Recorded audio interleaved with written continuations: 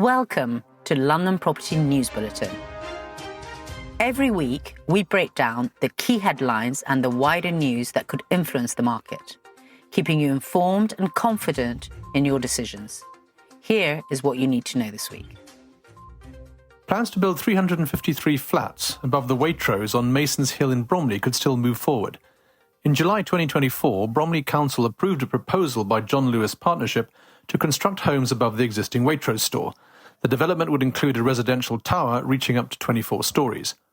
Recently, John Lewis announced it's pulling out of its build-to-rent housing business, citing higher interest rates, rising construction costs, and a tougher property market. The company will now focus on its core retail brands, John Lewis and Waitrose.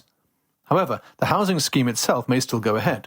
John Lewis is expected to sell the planning permission to another developer, who could then deliver the project. The proposal has been controversial locally. Some residents support the addition of much-needed housing in Bromley Town Centre, while others have raised concerns about the height, scale and affordability of the development. If a new developer changes the design significantly, a new planning application may be required. Otherwise, the existing approval would allow the project to proceed under new ownership. The collapse of London property lender Market Financial Solutions has sent shockwaves through Wall Street, after allegations that some of its loans may have been backed by the same collateral multiple times. Major lenders, including Barclays, Jefferies and Atlas SP Partners, had provided around £2 billion of financing to the firm.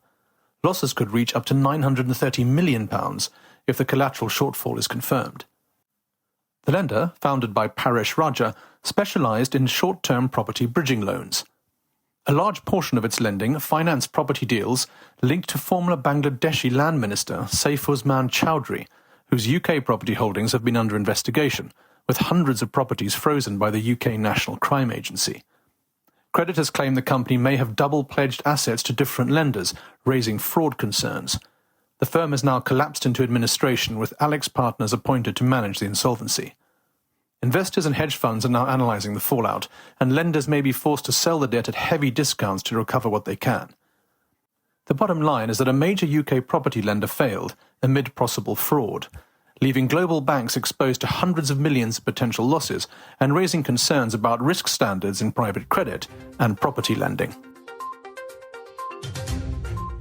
The UK government has published a draft Commonhold and Leasehold reform bill that aims to make Commonhold the default ownership model for flats, effectively ending most new leasehold flats. Under the proposal, flat owners would jointly manage their buildings through a Commonhold association, with decisions generally made by majority vote and mandatory reserve funds set aside for maintenance. Mortgages would still be allowed, but owners would need association approval for certain changes. The bill also introduces protections for homeowners by ending forfeiture, meaning people cannot lose their home over small debts. And it caps ground rents at £250 before reducing them to zero after 40 years.